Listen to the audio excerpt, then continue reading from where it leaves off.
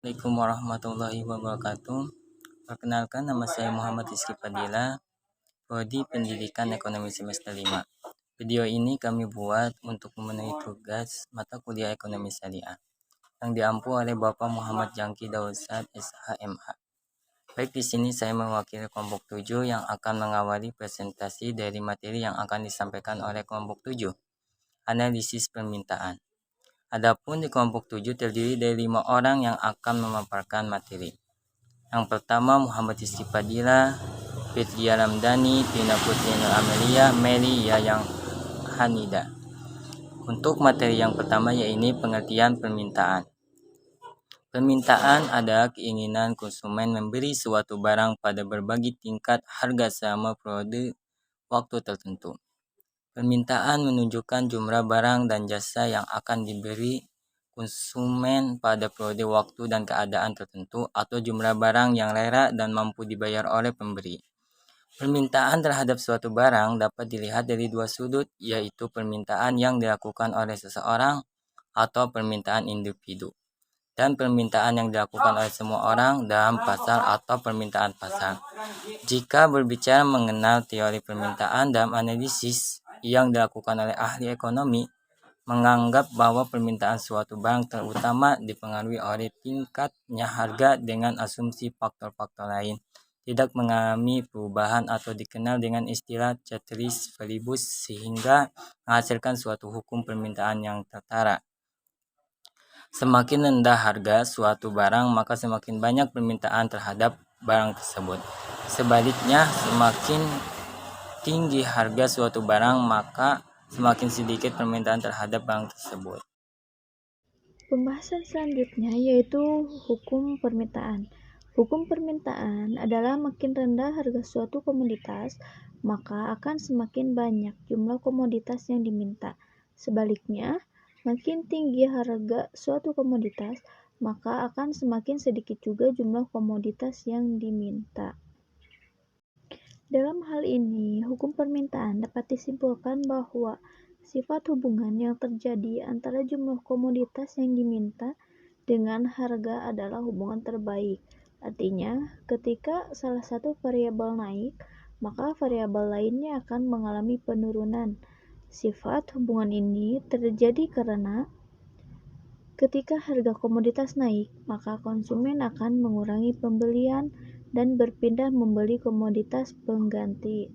Sebaliknya, jika harga komoditas turun, maka pembeli akan mengurangi pembelian komoditas pengganti dan akan menambah pembelian terhadap komoditas yang mengalami penurunan harga. Sekian, terima kasih. Terima kasih kepada moderator yang telah mempersilahkan saya untuk menjelaskan materi selanjutnya. Di sini saya akan menjelaskan tentang macam-macam permintaan. Macam-macam permintaan dibagi dua, yaitu permintaan berdasarkan daya beli dan permintaan berdasarkan jumlah. Macam-macam permintaan berdasarkan daya beli. Permintaan berdasarkan daya beli ada 3 macam sebagai berikut. Permintaan absolut, yaitu permintaan yang tidak disertai daya beli atau permintaan yang tidak disertai dengan kemampuan membeli, jadi hanya sekadar menginginkan tapi tidak mampu membeli. Yang kedua, permintaan potensial, yaitu permintaan yang disertai daya beli tetapi belum digunakan untuk membeli barang atau jasa yang diinginkan. Yang ketiga, permintaan efektif, yaitu permintaan yang disertai daya beli dan sudah digunakan untuk membeli barang atau jasa yang diinginkan. Yang kedua, berdasarkan jumlah. Yang kesatu, permintaan individu, yaitu permintaan yang berasal dari seseorang. Yang kedua, permintaan kolektif atau pasar, yaitu permintaan yang merupakan kumpulan permintaan dari individu. Sekian dan terima kasih. Saya serahkan kembali kepada moderator.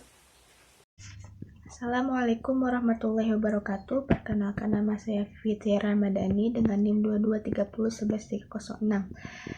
Di sini saya akan melanjutkan materi tentang faktor-faktor yang mempengaruhi permintaan. Nah, faktor-faktor yang mempengaruhi pada permintaan diantaranya yang pertama ada harga dari barang itu sendiri. Harga mempengaruhi pada permintaan. Jika harga suatu barang semakin murah, maka permintaan terhadap barang tersebut juga menjadi bertambah. Begitupun sebaliknya. Yang kedua, harga barang lain yang terkait. Harga barang lain juga dapat mempengaruhi permintaan suatu barang, tetapi kedua macam barang tersebut memiliki keterkaitan. Keterkaitan antara dua barang dapat bersifat substitusi ataupun pengganti dan bersifat komplement ataupun penggenap. Misalnya, barang substitusi ataupun pengganti tersebut dari daging ayam adalah daging sapi, ikan, ataupun tempe. Nah, yang ketiga yaitu tingkat pendapatan per kapita. Tingkat pendapatan per kapita dapat mencerminkan daya beli. Makin tinggi pendapatan, maka daya beli juga menjadi semakin kuat, sehingga permintaan pada suatu barang bisa meningkat. Yang keempat yaitu selera ataupun kebiasaan. Selera atau kebiasaan juga dapat mempengaruhi permintaan suatu barang. Misalnya pada beras, walaupun harganya sama, tapi di Provinsi Maluku, permintaan beras per tahun itu lebih rendah dibanding dengan Sumatera Utara, karena orang-orang Maluku lebih menyukai sagu daripada beras. Kemudian yang kelima yaitu jumlah penduduk. Kita ambil lagi contohnya beras.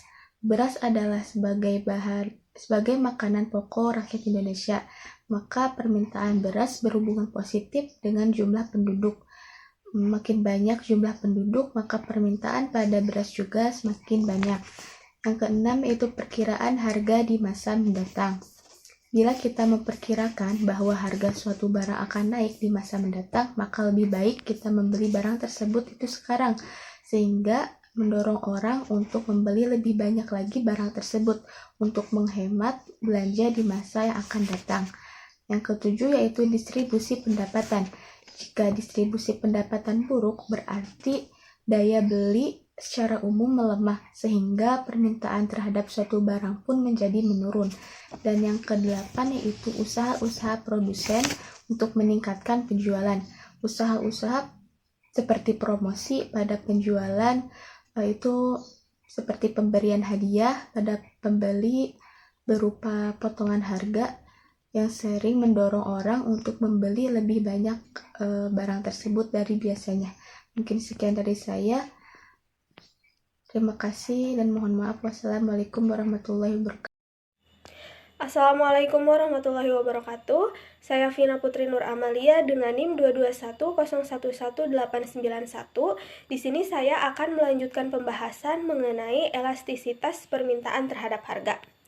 Elastisitas permintaan merupakan suatu pengukuran kuantitatif yang menunjukkan sampai di mana besarnya pengaruh perubahan harga terhadap perubahan permintaan. Untuk faktor-faktor yang mempengaruhi elastisitas permintaan terhadap harga diantaranya, yang pertama, ukuran elastisitas permintaan makin besar jika makin dekat atau makin banyak jumlah komoditas yang mampu mensubstitusinya. Yang kedua, makin sempit suatu komoditas didefinisikan, makin besar elastisitas terhadap harga karena makin banyak jumlah komoditas yang melakukan substitusi. Yang ketiga, elastisitas permintaan akan menjadi lebih besar jika konsumen membutuhkan waktu yang lebih lama untuk merespon perubahan harganya. Yang keempat, respon dalam kuantitas yang diminta akan menjadi lebih besar pada jangka panjang dibandingkan pada jangka pendek. Selanjutnya, kesimpulan. Permintaan adalah keinginan konsumen membeli suatu barang pada berbagai tingkat harga selama periode waktu tertentu. Permintaan menunjukkan jumlah barang dan jasa yang akan dibeli konsumen pada periode waktu tertentu dan keadaan tertentu atau jumlah barang yang rela dan mampu dibayar oleh pembeli. Permintaan terhadap suatu barang dapat dilihat dari dua sudut, yaitu permintaan yang dilakukan oleh seseorang dan permintaan yang dilakukan oleh semua orang dalam pasar. Itu saja yang dapat kami sampaikan. Terima kasih. Mohon maaf apabila ada kesalahan. Wassalamualaikum warahmatullahi wabarakatuh.